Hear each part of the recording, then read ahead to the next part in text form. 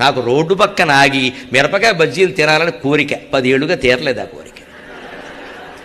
ఎందుకంటే ఎవడు చూసి సెల్ఫీ తీస్తాడో, ఎవడు చూసి గరికపాటి మిరపకాయని పెడతాడు ఎవడో. నా పరువు పోతుంది, 100 మంది ప్రశ్నలు వేస్తాడు. ఇప్పుడు సచ్చినడు చంపుకున్నా నా కోరికని. మనకి ఈ జన్మకు తీరదలే పోని, చిన్నప్పుడు ఎప్పుడు తిన్నా వదిలే.